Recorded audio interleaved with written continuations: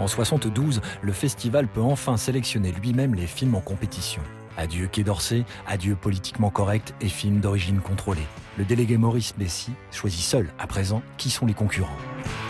Mais à Cannes, comme ailleurs, ce que l'on gagne en liberté, on le perd en sécurité. Un drame.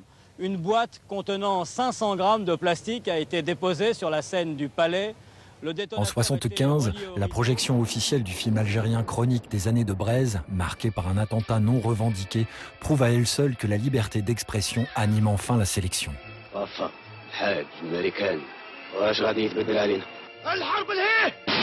Le film obtient la Palme d'Or. C'en est fini des influences et des principes de précaution. En 1975, Chronique des années de Braise valide le choix de 72, ou plutôt le rend concret. On a un film qu'aucun État français préalable n'aurait accepté. En revanche, le festival peut le faire.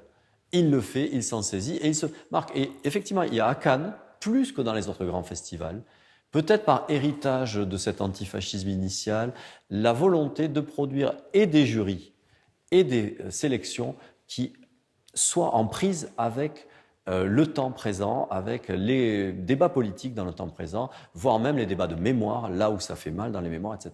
Et ça, le festival l'assume régulièrement, ça c'est sûr.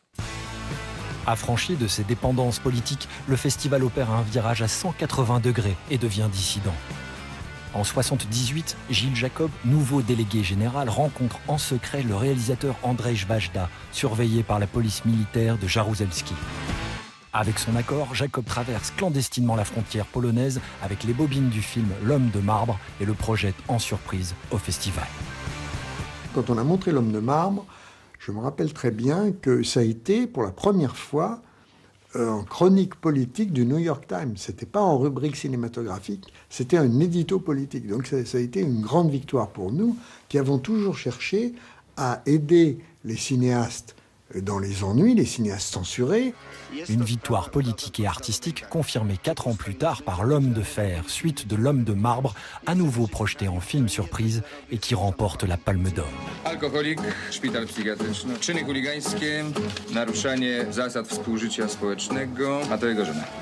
Une Palme d'Or 1981 qui révèle à la fois aux yeux du monde le combat du syndicat Solidarité et protège le réalisateur polonais de toute oppression. Dans l'élan, Stalker de Tarkovsky est sélectionné par Gilles Jacob malgré l'interdiction du Kremlin qui tente d'en interrompre la projection.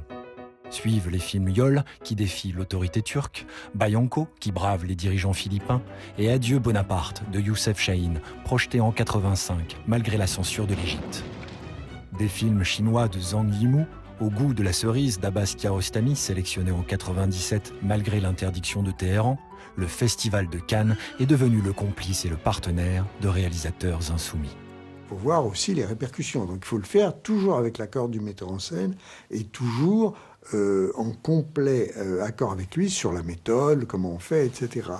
Il aura fallu 40 ans et 29 films officiellement censurés pour que le Festival de Cannes, parfois plus soucieux de sa légende que de son passé, devienne non pas le festival du monde libre dont rêvait le ministre Jean Zay, mais bien le festival libre d'un monde qui tente de l'être ou bien de le rester.